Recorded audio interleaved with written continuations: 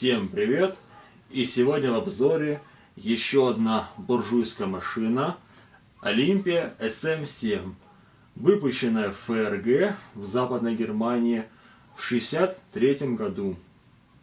И на заднем плане вы видите родственников этой машинки.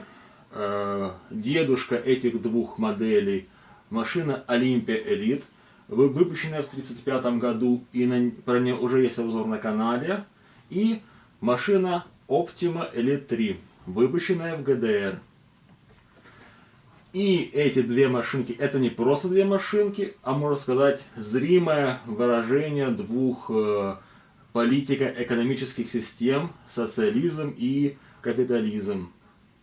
Поэтому при обзоре на Olympia SM7 будем невольно сравнивать ее с конкурентом, родственником из ГДР. И про Elite 3 уже тоже, разумеется, есть видео на канале.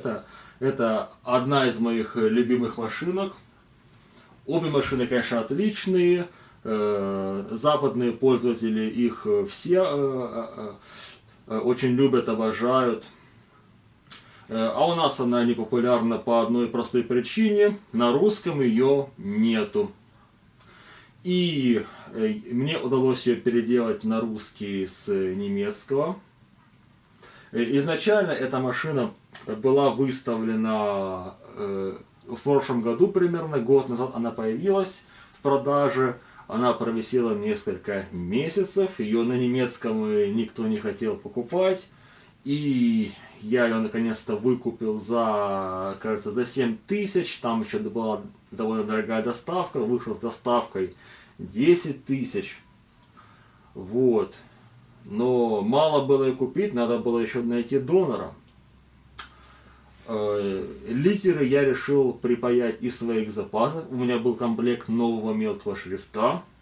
Но клавиши, очевидно, от Юниса. Вот она, печатная машинка Unis TBM Deluxe, выпущенная в Югославии по лицензии вот этой же компании Olympia. То есть клавиши такие же точно по форме, только на русском языке. И шрифт полностью совпадает с этими клавишами. И в этом комплекте нового шрифта не было двух литер, и какая-то еще, и R, кажется, и я их это с еще одной машинки отпаял. Так получилось с миру по нитке симфония Шнитке. То есть сложности в работе были не технического характера, а организационного. Итак, рассмотрим кратко устройство и работу на этой машинке. Установку бумаги.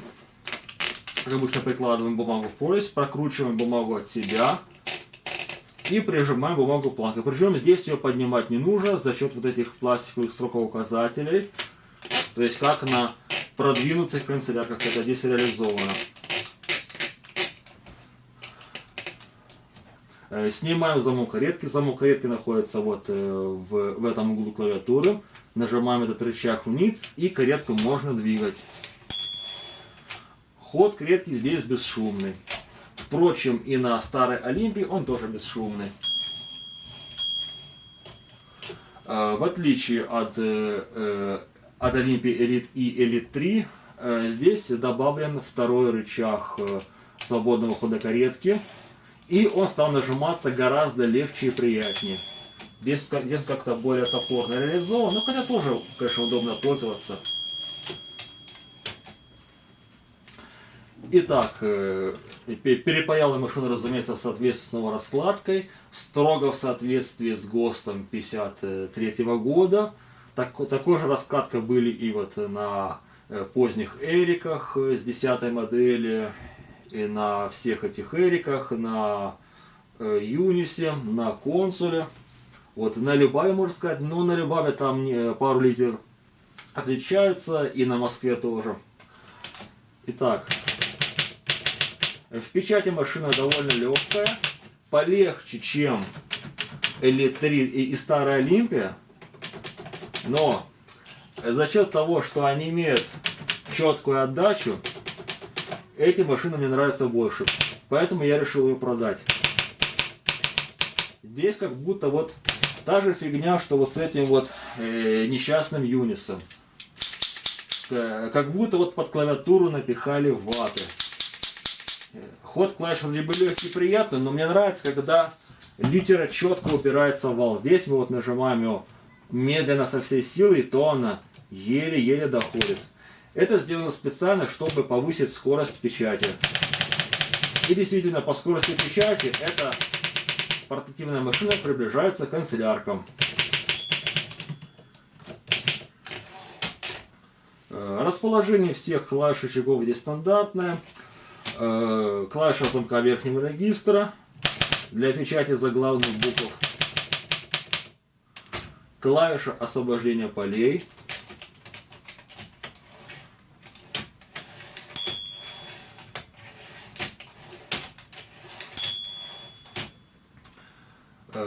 Рычаг для регуляции, для регулятора силы удара. Тут мы видим две вот эти обозначения, плюс и минус. В сторону плюса там есть такая специальная пружина, связанная с мостиком выключения. Она вот. И она повышает силу удара, но лидеры быстрее возвращаются. Это прямо уже для совсем профи, которые печатают очень быстро. Справа находится на своем обычном месте рычаг обратного хода, клавиша табуляции. Табулятор здесь наконец-то довели до ума на старой Олимпии и Elite 3. Здесь он такой не самый удобный, его довольно бывает тяжело отрегулировать. Кстати, здесь он даже, я его еще не отрегулировал. Здесь они табулятор довели до ума. Вот, здесь мы видим, как и на Elite 3 вот эти клавиши добавить и убрать табуляцию, здесь они тоже сделаны, плюс и минус. Вот, плюс это добавить табуляцию, минус убрать табуляцию, клавиша Tab это собственно табуляция. Вот, допустим, я хочу сделать в середине строки табуляцию, нажимаю клавишу плюс и Tab. Вот, и она останавливается в этом месте. И клавиша минус это убрать табуляцию. Вот, сейчас строка чистая. И также они добавили рычаг для гашения всех стопсов табулятора одним движением. Справа на клетке вот этот вот пластиковый. В старой Олимпии его, конечно же, нет.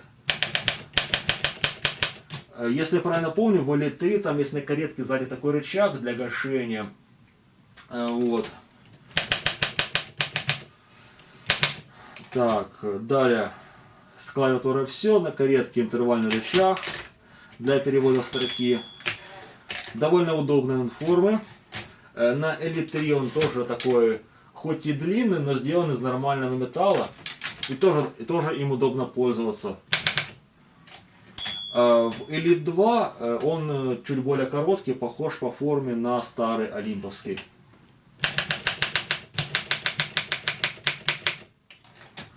Так, двойной рычаг свободного хода каретки. Как я уже говорил, на старых Олимпиях он находится только справа. Селектор интервалов трехпозиционный. При минимальном интервале вал делает 2 шага. При полуторном 3 шага, при двойном 4 шага.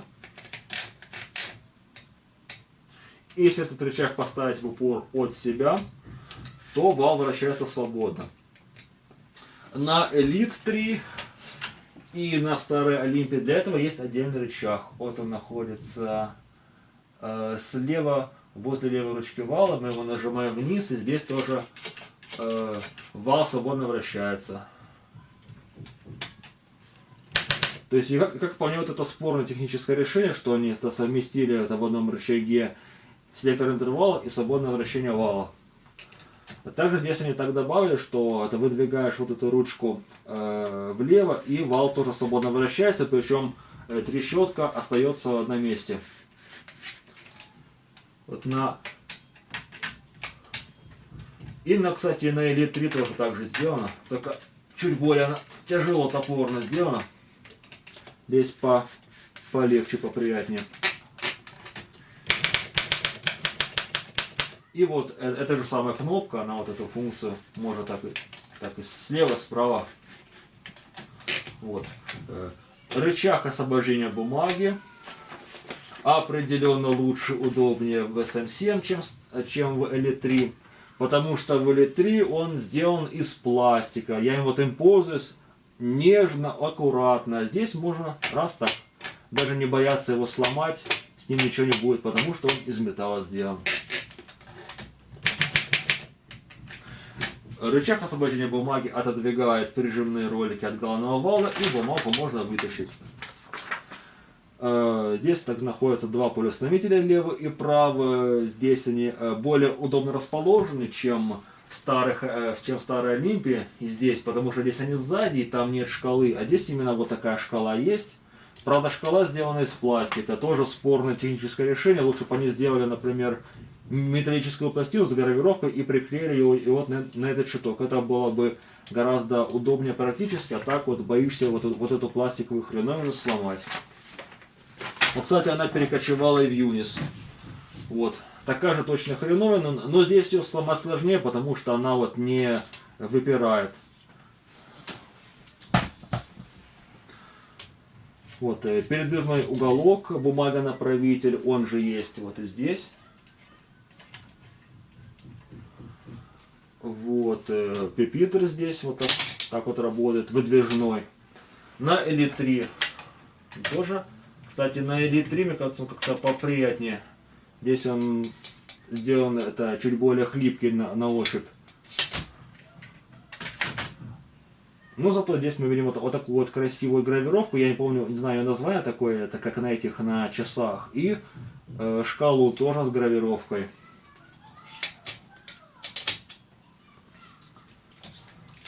Вот, щиток здесь снимается следующим образом. Корпус машины целиком выполнен из штампованного металла, причем металл довольно толстый.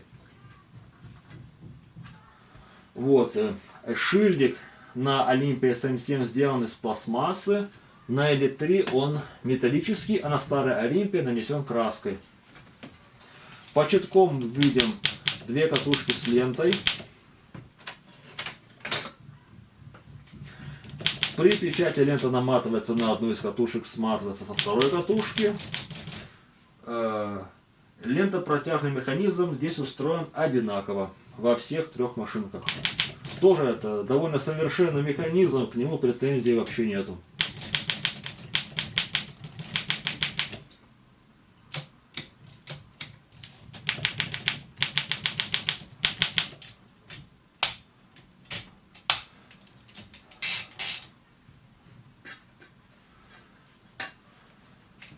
А вот вид машинки снизу. И, кстати, в Elite3 она, в принципе, посмотришь, почти все то же самое.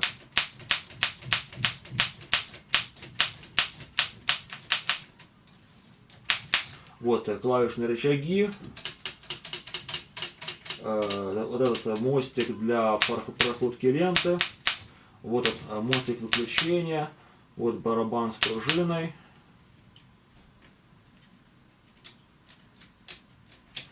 Вот механизм обратного хода, вот это, кажется, табуляторный механизм.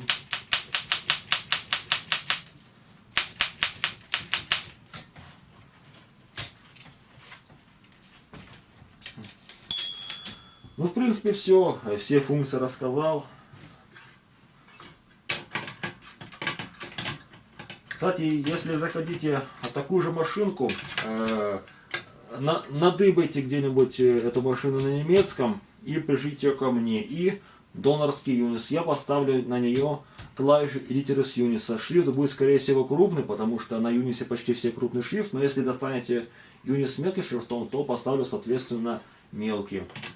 Появится эта машина нелегко, а очень легко. Здесь вот, ну, просто старые литеры немецкие легко отправятся. Здесь тоже все очень легко технически сделать. Так что русификация этой машины технических сложностей не доставляет. Напишите в комментариях, какая из трех машинок вам больше нравится. Старая Олимпия, ГДРовская или ФРГшная. На этом все. Спасибо за просмотр. Пока.